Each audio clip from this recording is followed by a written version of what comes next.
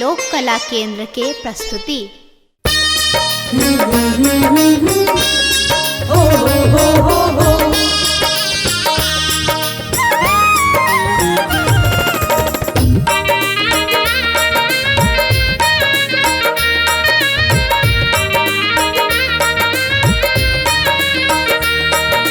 एखन अहाँ सुनि रहल छी लोक कला केंद्र के प्रस्तुति। एला पाहुन बनी रघुवर जी, धन्य भेल मिथिला नगरीना।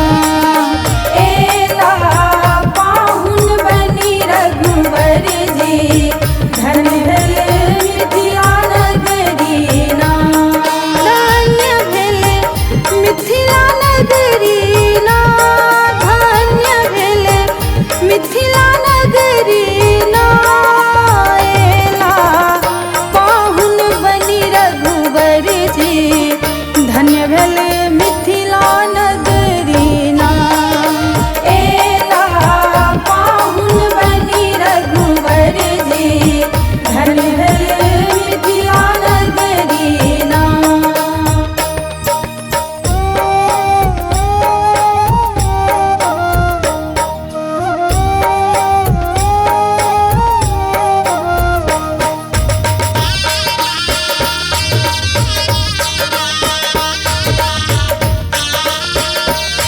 लोक कला केंद्र के प्रस्तुति।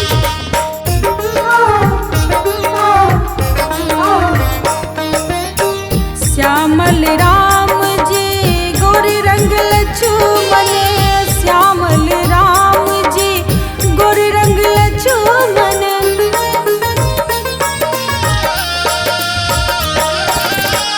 श्यामल राम जी गोरी रंग लक्ष्मण, श्यामल राम जी गोरे रंग लक्ष्मण।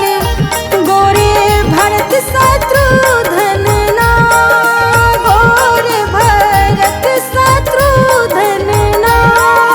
एला पाहुन बनी रघुवर जी, धन्य भेल मिथिला नगरीना। एला पाहुन बनी रघुवर जी, धन्य भेल मिथिला नगरीना।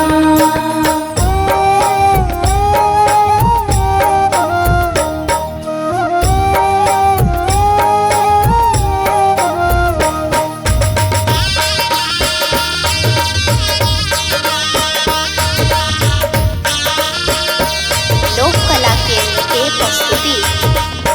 पीताम्बर तन वस्त्र पहिरले, पीताम्बर तन वस्त्र पहिरले।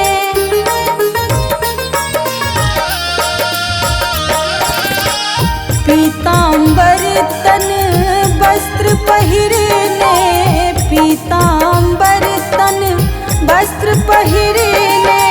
नैन कजरारी नाग सखिया, नैन कजरारी नाग। एला पाहुन बनी रघुवर जी, धन्य भेल मिथिला नगरीना।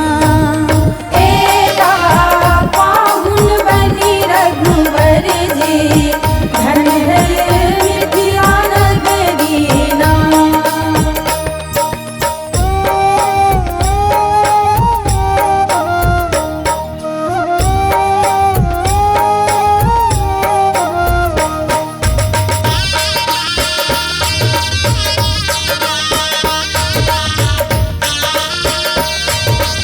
लोक कला केंद्र के प्रस्तुति।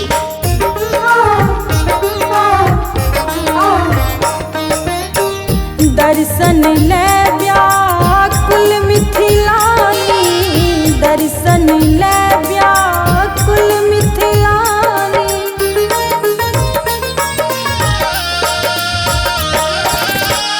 दर्शन ले व्याकुल मिथिलानी, दर्शन